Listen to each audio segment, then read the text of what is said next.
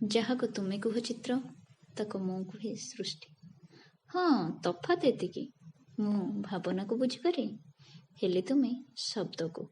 ଏମିତି ହୁଅନ୍ତାନି ଦୁହେଁ ବଦଳି ଯାଆନ୍ତି କିଛି କ୍ଷଣ ପାଇଁ? ତୁମ ଅୟୁତ ଭାବନା ସବୁ ମୁଁ ସଜାଇ ଦିଅନ୍ତି ଚିତ୍ରରେ। ତୁମେ ହଜିଯାଆନ୍ତ ନିଜଠୁ ଦୁଇ କୋଶ ଶବ୍ଦର ଅନୁସନ୍ଧାନରେ। ତୁମେ ତୁମେ ହୋଇନଥାନ୍ତ, ମୁଁ ହୋଇନଥାନ୍ତି। ମୁଁ ପଚାରନ୍ତି ଦୁଃଖର ରଙ୍ଗ କ'ଣ? ତୁମେ କହିଥାନ୍ତ ଲୁହ। ତୁମେ ପଚାରନ୍ତ ପ୍ରେମର ଭାଷା କ'ଣ? ମୁଁ କହିଥାନ୍ତି କୋହ। ତୁମେ ଏମିତି କେତେ ଗପି ଚାଲନ୍ତ, ମୁଁ ସେସବୁ ସଜାଇ ଦିଅନ୍ତି ନିଜ ରଙ୍ଗର ତୁଳିରେ। ମୁଁ ପଚାରନ୍ତି ଚିତ୍ର ବତୁରିଲେ କ'ଣ ହୁଏ? ତୁମେ କୁହନ୍ତ ଧେତ୍, ଏମିତି ପ୍ରଶ୍ନ କ'ଣ ପଚରାଯାଏ? ମୁଁ ଚୁଗୁଲେଇ କୁହନ୍ତି କାହିଁ, ଶବ୍ଦ ନିଅଣ୍ଟ ପଡ଼ିଗଲା କି? ତୁମେ କହିଥାନ୍ତ ପୂର୍ଣ୍ଣମୀ ଜହ୍ନକୁ କେବେ କଳା ବାଦଲ ଢାଙ୍କିବାର ଦେଖିଛ? ମୁଁ କୁହନ୍ତି ହଁ।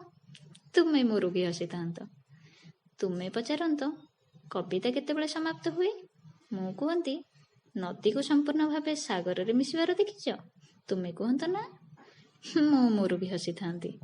ମୁଁ ପଚାରନ୍ତି ତୁମ କାନଭାସରେ ଆକାଶର ବିସ୍ତୃତି କେତେ? ତୁମେ ରହିଥାନ୍ତ ନିରୁତ୍ତର। ତୁମେ ପଚାରନ୍ତ ଭାଷା ଓ ଭାବନାର ଗଭୀରତା କେତେ?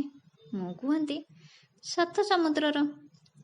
ବାସ୍ତବିକ ଚିତ୍ର ଓ ଶବ୍ଦ, ଶବ୍ଦ ଓ ଚିତ୍ରର ଏଇ ହେଉଛି ଅମ୍ଳାନ ସୃଷ୍ଟି। କିଛି ଫର୍ଦ୍ଦ ଜୀବନର ଚିତ୍ର ଆଙ୍କେ, ଆଉ କିଛି ଫର୍ଦ୍ଦ ବଞ୍ଚିବାର ସ୍ୱପ୍ନ ଦେଖେ।